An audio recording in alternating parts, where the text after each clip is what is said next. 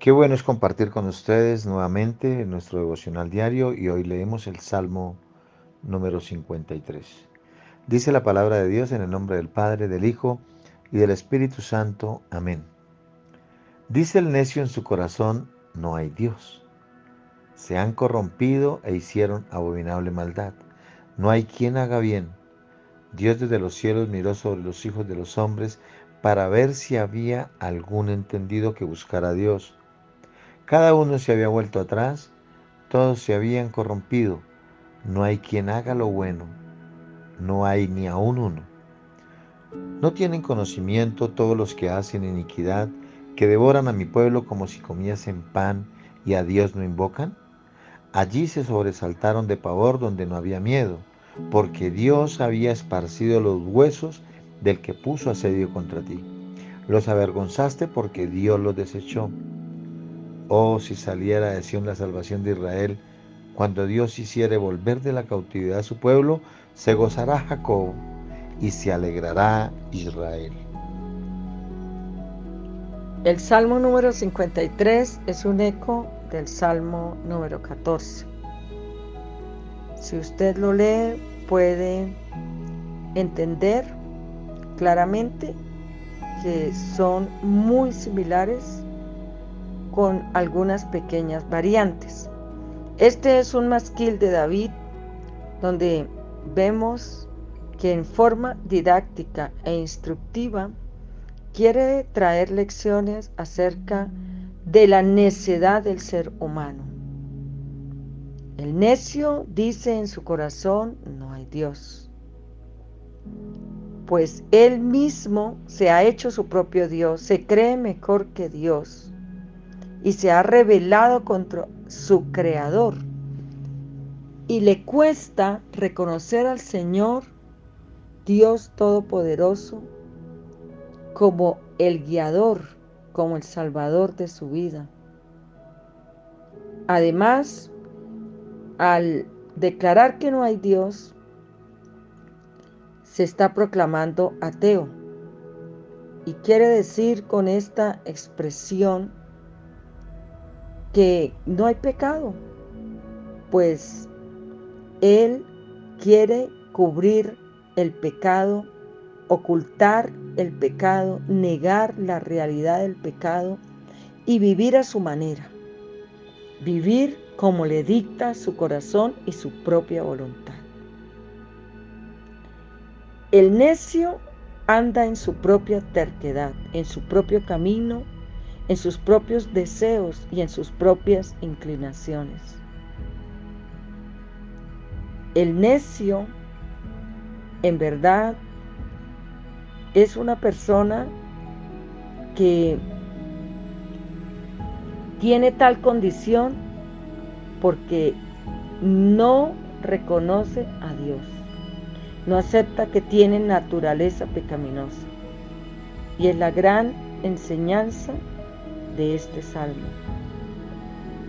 Número 2, vemos cómo él niega la existencia del pecado.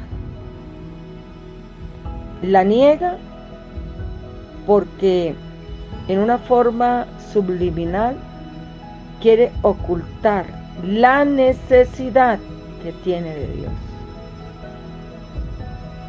Sabemos que hay un creador, que somos criaturas, pero que además, dijo San Agustín, que el hombre fue hecho con un gran hueco que solamente puede llenar Dios. De tal manera que la realidad del pecado no se puede negar. Que no hay justo ni aun uno, pues todos se apartaron por su propio camino. Y que el pecado trae consecuencias, pues la paga del pecado es muerte, mas la dádiva de Dios es vida eterna en Cristo Jesús. Así como hay una realidad del pecado, también debemos, número 3, reconocer el pecado. Debemos entender que fallamos, que nuestras propias obras no nos pueden salvar, que el Dios Todopoderoso envió a Cristo para que muriera en la cruz y nos limpiara con su santa sangre de todo pecado.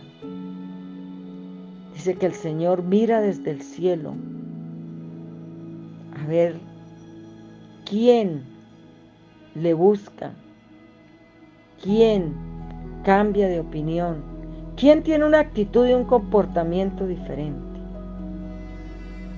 Qué bueno que en este tiempo oremos para que muchos lo busquen, para que muchos vuelvan su corazón a Él, para que muchos atiendan la voz del Señor, el llamado a la salvación y a la vida eterna. Pues esa es una obra gratuita, es una obra especial que el Espíritu Santo hace en cada corazón.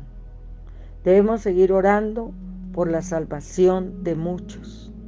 Debemos seguir clamando, pues muchos tienen conocimiento, pero no encarnan la palabra. Muchos conocen de Dios, pero no viven para Dios. Son sabios en su propia opinión. Se han fiado de su propia prudencia y no se han fiado de Dios, pues les cuesta realmente someterse a la palabra. Los tales se hacen necios.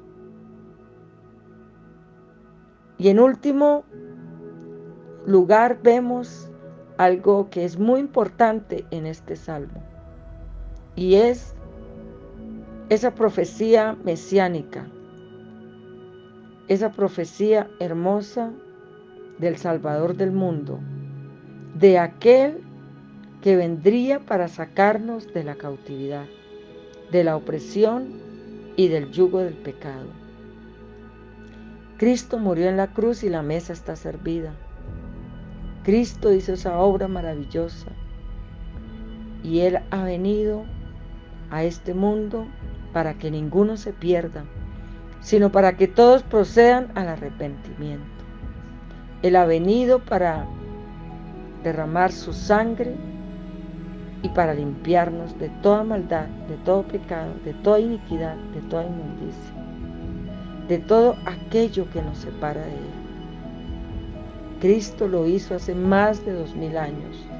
Hoy la invitación es para que tú mires a Cristo, para que tú ruegues al Padre y le digas: Señor, sálvame, sácame del anonimato del pecado.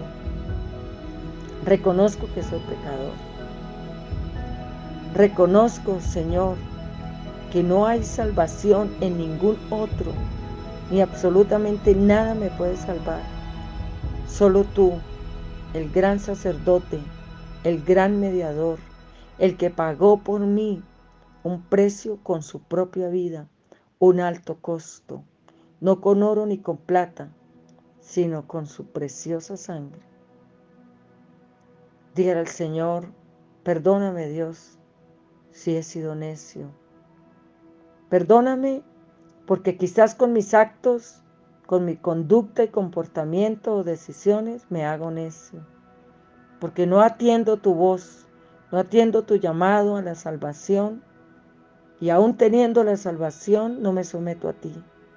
Y no camino, Señor, conforme a tus parámetros, conforme a tu dirección. Dile: Dios, gracias. Gracias por salvarme. Gracias por llevarme de tu mano. Gracias, Señor, porque sé que solo las Escrituras me harán sabio. Solo el vivirlas, el practicarlas, me harán una persona útil. Me harán un hombre y una mujer dignos, Señor, en este mundo para llevar tu palabra, para ser ejemplo y para ser testimonio. Te damos gracias a ti, amado Dios, en Cristo Jesús. Amén y amén.